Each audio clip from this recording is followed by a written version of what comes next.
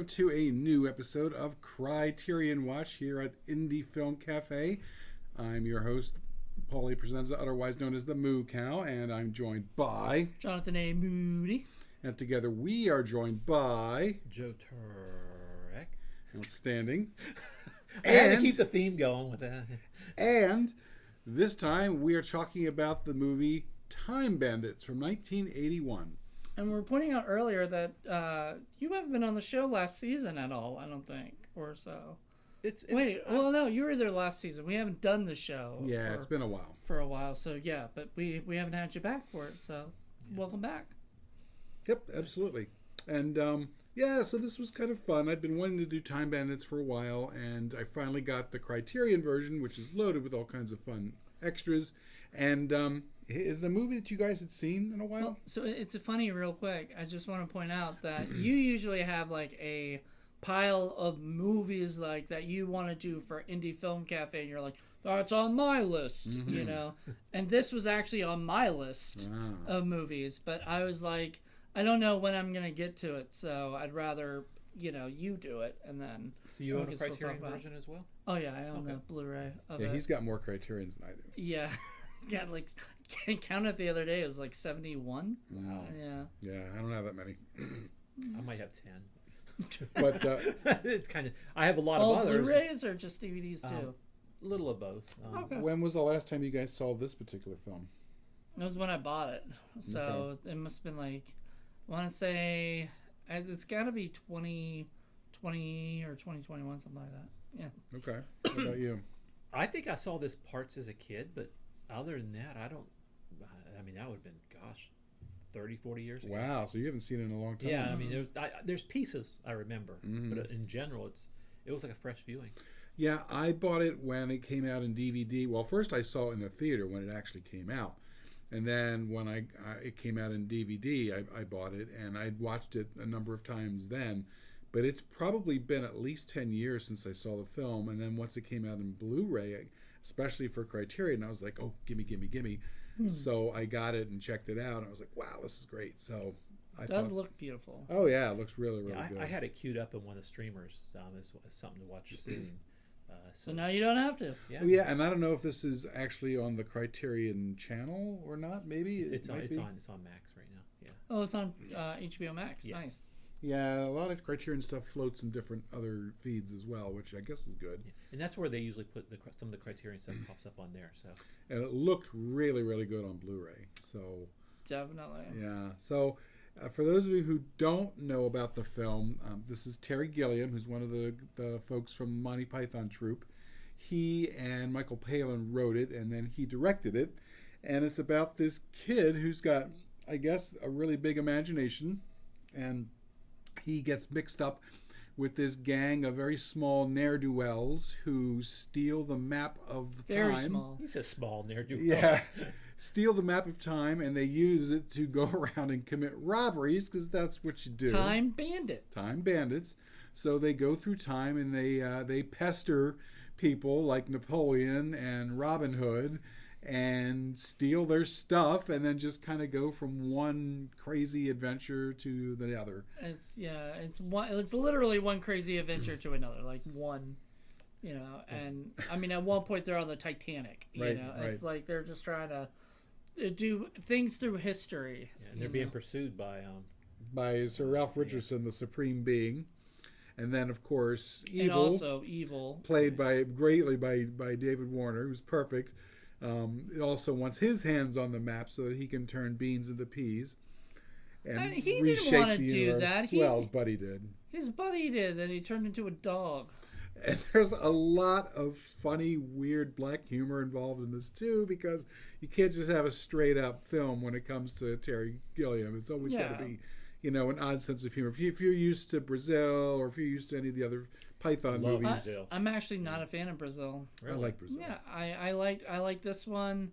I own almost all of his movies, including Fisher King, and I need to get Adventures of Bear Munchausen. Just came on 4K for Criterion, so I want to eventually get. So he always has these movies that are just really, really, really big on imagination. Sometimes Jabberwocky. Sometimes they're a little overboard, I think, but for the most part, they're pretty fun and pretty imaginative. And the Don Quixote one was.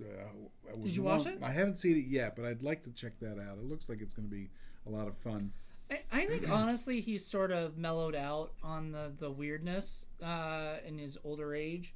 You know, he's not as weird. You know, but he's still such a. I mean, 12 Monkeys. Yeah, I was like 12 Monkeys. 12 That's what Monkeys I was was thinking fun. of. Yeah, he's done so many. You know, Has he done anything in the last 10 years or so? He's done a few things. Don Quixote movie. There's smaller films, which is weird because I don't associate small anything with a Terry Gilliam production. But then he doesn't really have the budgets that he used to either. So. Yeah, it's weird. Like, yeah, I don't know why Hollywood hasn't just given him a bigger budget again. You know. Yeah. Times have changed. But, you know, all the special effects and all the really weird stuff really kind of stands out in this film. And I think the sets and the costumes really, really make this just stand out. I think there was a little bit of the commentary where they're talking about they were using the folks from Life of Brian, and some of the sets and some of the locations were used in Life of Brian. So if you're familiar with Life of Brian, you'll probably recognize a number of things there. But Sean Connery was in there. Ian Holm was in there. Sir Ralph Richardson was in there. Michael Palin and Shelley Duvall are in there. John Cleese, Jim Broadbent. There's a lot of folks that you will recognize that are in there. And it's funny, Palin and Shelley Duvall play these two characters, Pansy and I forget his name. They show up at various stages. I know. And they're just ridiculous characters, but they end up popping in different points of time. Which is weird. Ridiculous. Like, why do they know about the portals or something?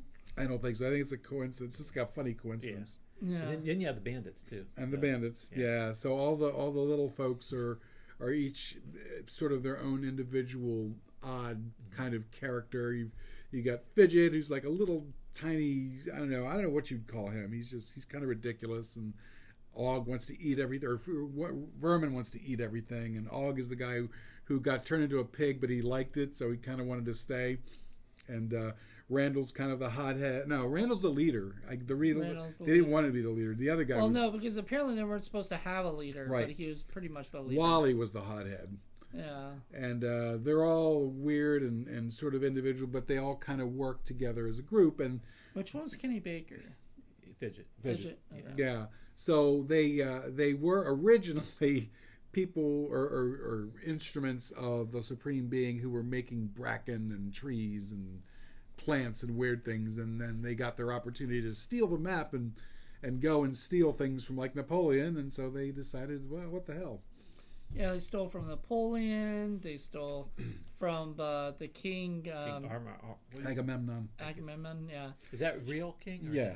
Okay. Oh, well, like he's a king out of legend anyway. Okay. And he was Greece? From Greece? From Greece, yeah. Classical Greece. Because they mentioned that. Yeah, they threw that nice jab at Greece. I know. They're like, Mycenae. you're stealing from Greece. But they just happen to pop into, because they don't really know what they're doing, so they happen to pop into Kevin's room one night, and, he just gets swept along with the adventure. Okay, so the first night they go in, and because all of a sudden, like, the first night, a bunch of, like, I thought it was like horses. Yeah, shit went through his room, and then they disappear. And I was like, what the hell just happened? And then the next day he wants to catch them again doing that. And so he brings his Polaroid camera. And brings his flashlight, because his dad doesn't like him having the light on or whatever. So he's waiting, and then nothing's happening, and he's starting to fall asleep, and then all of a sudden the guys creep in the room and everything, and it was sort of funny. And they're looking for the next portal. That's why they're in there. Which they find by pushing the wall, and making it go. It's never done that before. So they're just pushing it, and then they get out, and the I think it was the Supreme Being was like, hey, give me back my map. Return what you have stolen from me. Like, no. And they ran off. I'm trying to think of the name. Oh, Craig Warnock. He was actually really good as the kid, I thought. He was, he's kind of like the heart of the film, and he's sort of the one that we all sort of identify with, because he's like this innocent little kid who just wants to have an adventure, but he's also smart, and he's able to figure out things and help the little thieves, the little time thieves. bandits, even though sometimes they That should have don't been the deserve full it. title, Little Time Bandits. Yeah, it was just a lot of fun, and It's a cute movie. I it is liked it. adorable. And then Yeah. I love the fact that inside the Criterion box, Don't say there's the map. you get Yeah. the map. That's why I started to see There part you of it. I go. was like, So you know oh. how they give you all the information about the film and everything, but they do it on the back of the map. So this way, You can hang that on your wall or Yeah. something, or and if you find yourself going through time, you don't have to take a Polaroid of it. Yeah, they went from here to there's the little portal. Oh, that's so cool. That is cool. That's really nice. Yeah. So that's like, I mean, all of this stuff is pretty neat. It's a pretty neat little story of this kid who just has this big imagination, is able to go to different places. You said your favorite character was like Napoleon. Oh my God, Ian Holm was so funny as Napoleon, and he's obsessed with his height. So he's just talking about how all these other famous conquerors are small or were smaller than him. But is that true? Some of it's true, some of it's not. I mean, we were smaller as you go back in time, kind of, sort of. But yeah, but what I'm wondering about that is because everybody always mentions how Napoleon is like was the shortest. The Napoleon You know, complex. right? The Napoleon complex. They don't say Small man, what was the big personality or big felt like he's a dominant personality. what was some of the people that they mentioned? Oh, Attila the Hun. They don't call it the Attila the Hun complex. No. You know, like Well, And- there was some of those that was like, was it 4'8" Well, or something like that? Actually, it's funny because back in the 1812, 1814, all that, when the British press, they actually made fun of Napoleon. They sort of talked about him being small, and it was a big thing. And apparently, it really ticked him off. So they played into that, and then I just love the fact that he's conquering Italy, and he stops long enough to watch a puppet show, and it's a traditional. Was it? God, what is the name of the puppets? I know what you're talking about. Punch and Judy. Punch and Judy. So yeah. the one puppet is smacking the other puppet, and the guy gets shot, so he has to stop. So Napoleon's complaining. He's like, "Bring back the puppets. That's what I like to see. Well, Little yeah. things hitting each other." The other things were I like lost it when I they heard tried to that. make it bigger and bigger with the other things that was coming Right. on stage, and he was just like, no. No. That's Bring not the back right height. Bring back the puppets. I liked that the guy putting the show on was getting ready to hang himself. And Right, do things, right. 'cause he's like, I failed. He's like, I'm gonna get killed anyway, so I just gotta do it. Yeah, he's trying to shoot himself, and then he got distracted. Then he tried to hang himself, and then they put out the little ones, right? Yeah, the dwarves. The dwarves come out, and they They start do doing. Me and My Shadow, Yeah, and he. the shambolic version where they're like falling them down and hitting each other. Yeah, and then he just. Is kind of staring at them, so you have no idea what he's thinking. He's not laughing, he's not being mad. He's amazed. Just staring at them, and so he walks backstage, and he's like kissing the guy who's about to hang himself because he's like, "This is exactly what I want. This is my new generals." Yeah, and he makes them the new generals because he's like one of them. So I like all the other generals. He took the clothes off of. It's like the clothes wouldn't fit, but it's like they were all in their Right. pajamas, basically, or their undergarments. I love how he's like, I told you not to stand close to me. It's like being at the bottom of a bloody well. And so of course they take that opportunity to steal from him. So they wait till he gets drunk, and then they just steal all his shit. Passed out, yeah, and then they. Was it him that they stole the Mona Lisa from? Yeah, and they took his hand. They took his little gold hand. It was the so gold funny. hand. Did he actually have a gold hand? I don't think so, Okay. but it was kind of funny to think that's why he always had his hand in his. Well, you pointed out that the kid just kind of stared at it, like. I know, he's like the perfect thing. He's like goes over to the sleeve. He's like looking in there, and they're like, "Oh, come on." We gotta go. Yeah. Because you're going to have the whole army come after him. So next they go to see Robin Hood, and Jolly they don't know good. anything about Robin Hood, but the Jolly kid good. does.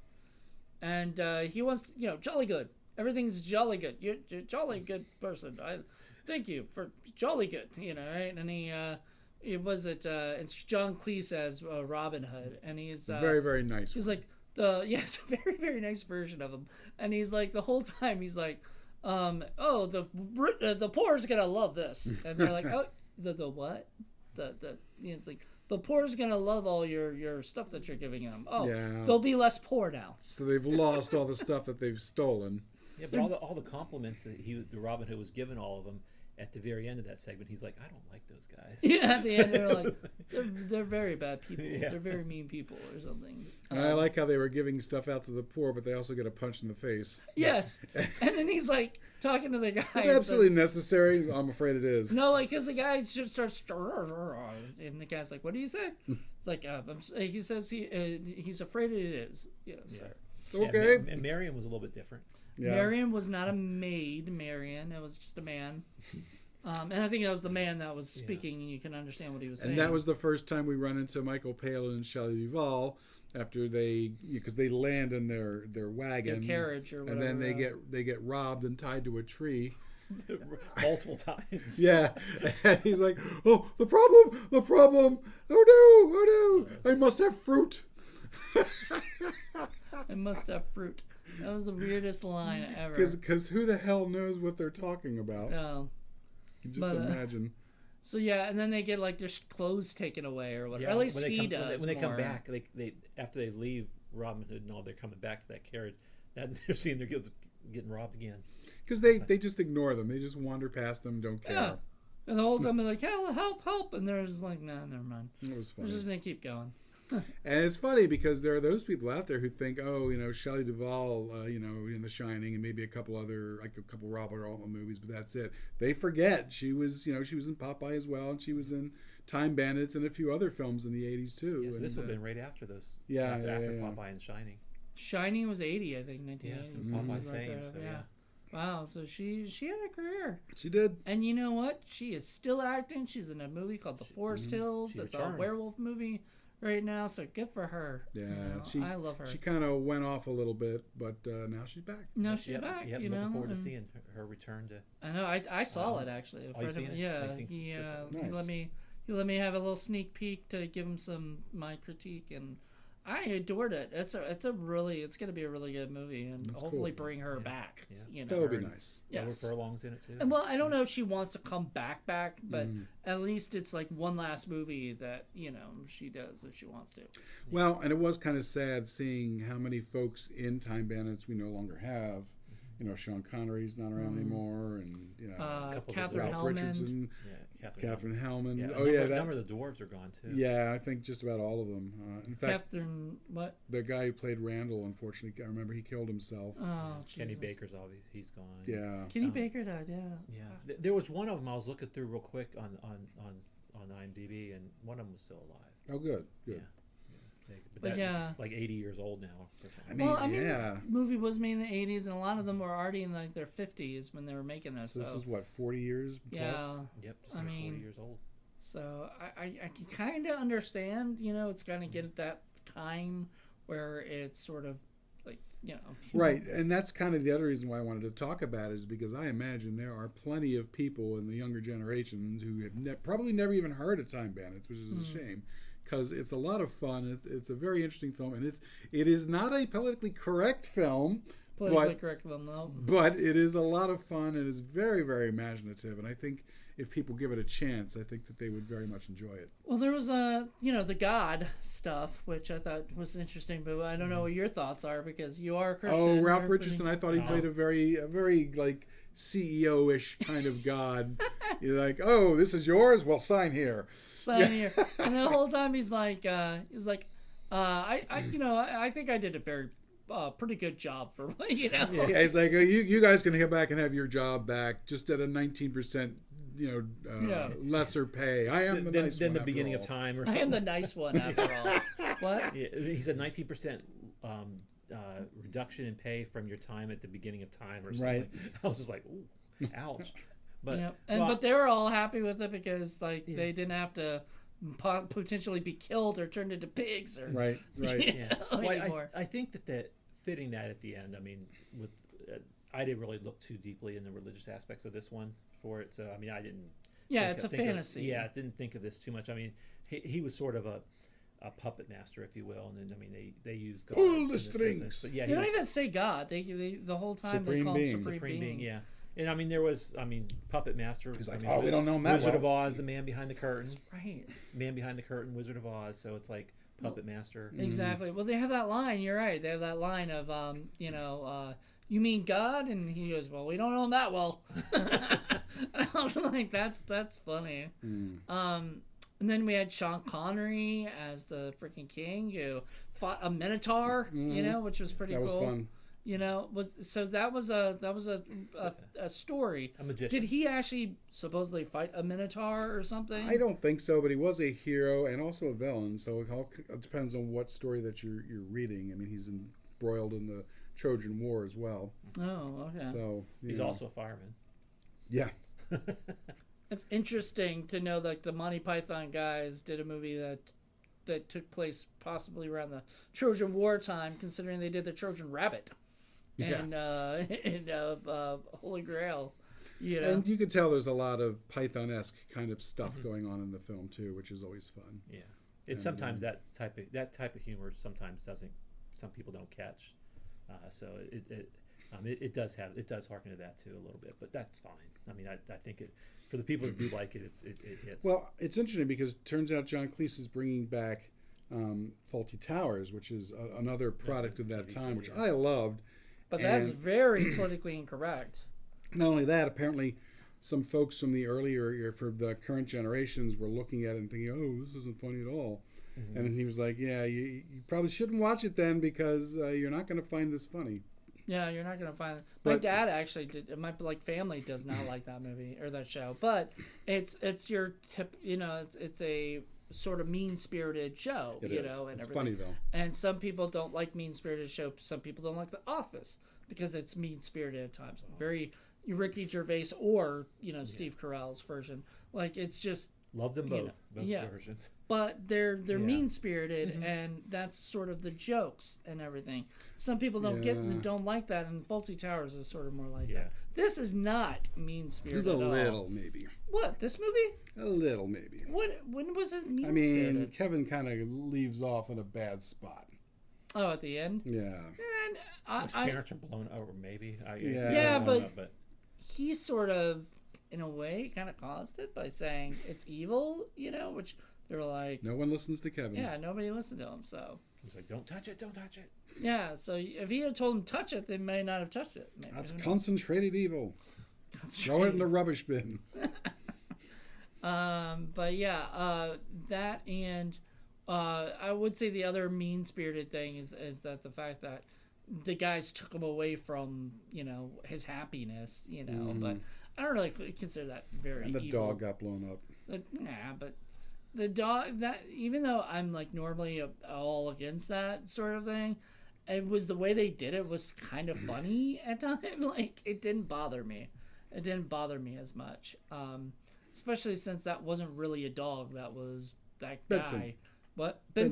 Benson, who the whole time is just this idiot. And I forgot the line he said. But he said some line about... You're so unravaged by the scourge of intelligence or something like that. I was like, what the... It's like, I want to say that to somebody, but I need to write it down and memorize it now, That's a very fitting line for today's time. Yeah. Yes.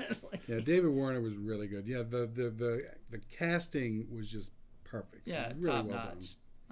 You said the kid who played Kevin, who would not be a kid right now. No, he hasn't really done much. Yeah, looked him up real quick. He had one additional credit a few years after that. But he's married and has like 2 kids or something like that. He'd be in his 50s right now or something, right? I think. Yeah, probably about 50s. A little bit older than me. A little older than 50s. And so, yeah, it'd be cool if he went to like conventions or something, or whatever. People can beat him. But that's the problem is Time Bandit is such a cult movie that like not many people would know. Like your Python folks know it. Yeah, like The Shining is a lot bigger, and stuff where the kid who played Danny, does the horror conventions and stuff. That sort of makes sense, but if this kid went on and as a man and did that, people would just be like, "Oh, he was in a movie." Well, he'd be like the kid that like did what Neverending Story, that type of thing at the beginning, or maybe the kid at beginning Princess Bride or something like that. The boy, That's Fred Savage. That'd be Fred Savage. Yeah, but, sometimes they move on. Yeah. Like Sarah Polley was actually in the Munchausen, and she's gone on to become an actress and director in her own right. Yeah, she was in the wasn't she in the American Horror Story stuff? I think so. she's directing now. Yeah. Mm-hmm. Yeah. Good for her. Yeah. So what else is on the Criterion version? All right, let's see here. I saw you showed Yeah, the map and there's some new production notes and extras. stuff like that. Yeah, so a new 2K digital restoration supervised by director Terry Gilliam It looked good. with compressed stereo soundtrack, audio commentary featuring Gilliam, co-writer actor Michael Palin, and actors John Cleese, David Warner, and Craig Warnock. So awesome. Good. It's good people involved. The only thing could there be too? And there's 5 of them there. That could be a lot. Too much people, but it's got good people. So I mean, people definitely would be in the know for this project. So Yeah. that could be a sometimes good they can be like a jumbled mess if all of them are talking it, over each other. It's done, but that could be good. New piece narrated by film writer David Morgan, featuring production designer Millie Burns and costume designer James Etchison, discussing the creation of the film's various historical periods and fantasy worlds. Was that what you were listening to? Yeah. Cool. Conversation between Gilliam and film scholar Peter von Bog, recorded at the 1998 Midnight Sun Film Festival. An appearance by actor Shelley Duvall on Tom Snyder's Tomorrow Show from 1981. Oh, nice. Gallery of rare photographs from the set, trailer, plus an essay by critic David Sterrett, which does not mention that you get the map, but that's awesome too. So you also A lot get of the good map. stuff. Yeah, it's a great disc. Yeah. It looked good. It looked It good, looked sounded fabulous. great. Sounded fabulous. Yeah. Everything was top notch. You talked about something with the costumes and the production design and all that stuff. That'd be very interesting to see and listen to. Yeah, he was listening briefly to it and stuff. Because there's definitely enough periods where they could really have a variety of, and they did have a variety of stuff. So putting that They together, don't make them like this anymore. Nope. it was CGI'd everything in the background probably.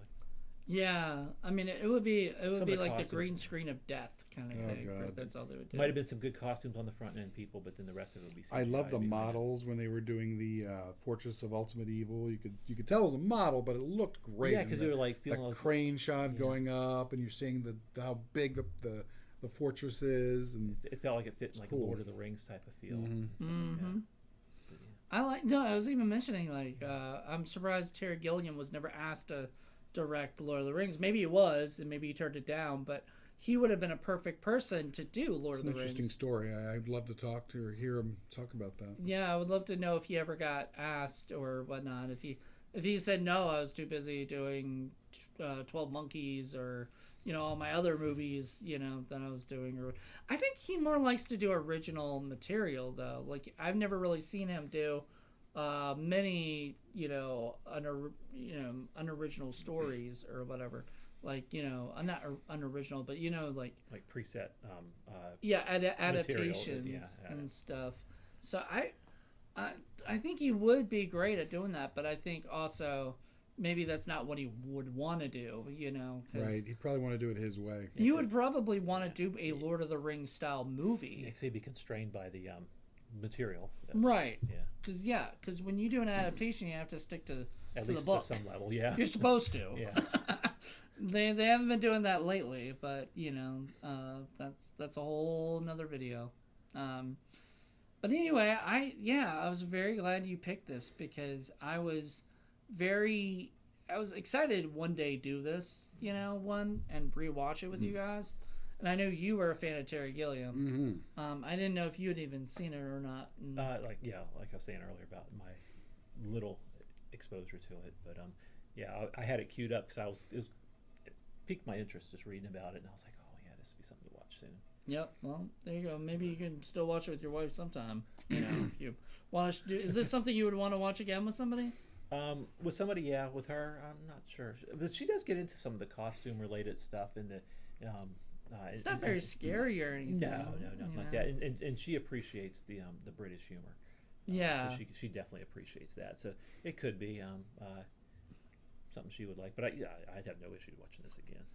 You said you'd watch this with Lenore if you could. Yeah, I think she would enjoy that. It'd be one of the movies I'd very consider getting on 4K if it ever came out in 4K. I don't know if it is on 4K or not, but they are turning a lot of Terry Gilliam stuff into 4K. I think the Fisher King just got 4K, which sucks because I just bought it on Blu-ray, not knowing it was going to go to 4K transfers, 4K. But well, they say that the 4K stuff's starting to approach the Blu-ray in sales. Like 4K sales are approaching it, so there could be a moment of shift happening in that dynamic. DVD still obviously control half of stuff, but from what I've understood with Fisher King, I don't even know if it needs a 4K. This needs a 4K because this is like the scope of the film and everything is just amazing. Yeah, Fisher King's a lot less grand, if you will. I mean, this is a lot more grand. It's a little bit more compressed or whatever, and in real life, more so than this fantasy world crazy like shit going on. But I'm always up for a 4K if it's for most films, anyways. That need it. I'm surprised that the kid, and I mean, I might have a reason why, but I was surprised that the kid didn't realize he was on the Titanic. When he did throw out the iceberg reference. Yeah. The ice. Yeah, and so he was like, he looked like he was sitting there because he was mad because they took him away from his new dad. The king was adopting him and everything. He was happy, and those little bandits, man. They took him away from him, and they stole his new king father's stuff. And crown. Yeah, and the crown on top of it. They plucked it right off his head. I know, and he all thought it was a magic act because he had done magic, which that goes to show you the stuff that, like, indie filmmakers take note of stuff like this, where it showed him doing a magic trick to the kid once. You saw that, so this guy likes magic. So when he has a magic show in front of him, he gets excited and everything. And then later, when his crown gets stolen, he's like, "Wait, what? Where did he go?" But like, that is how you do a scene, because you establish a character liking something, then payoff. You set it up and you set up payoff. Yeah, set up and payoff. Yeah, but indie films forget that stuff. They forget to set things up. They just do the payoff. There's no payoff then. Yeah, just an event then. I mean, yeah. So it's something you got to learn as a writer. And you said this was Michael Palin and Terry Gilliam. Well, with the whole Monty Python humor and stuff like that, it requires a lot of, playing off of itself and stuff like that. So there is that element of setup and payoff that would work well. Yeah. So, all in all, I thought it was a pretty damn good movie. Is there anything else you wanted to make sure to add? Nope. It was it's a great film. Go check it out.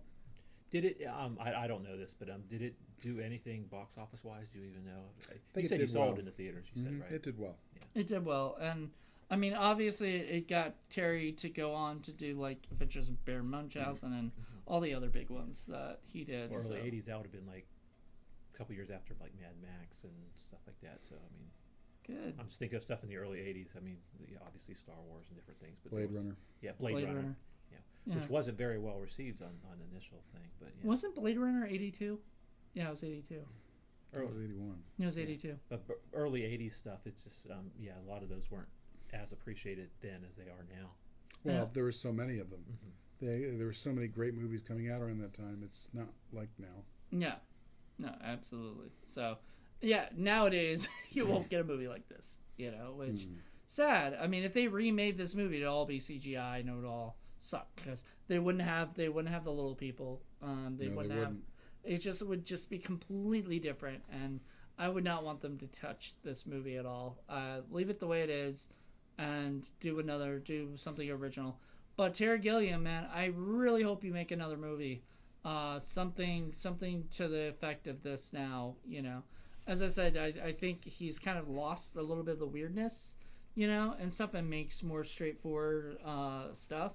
I haven't seen Don Quixote, but I think I don't think that's as crazy as all this. the Python folks are getting old.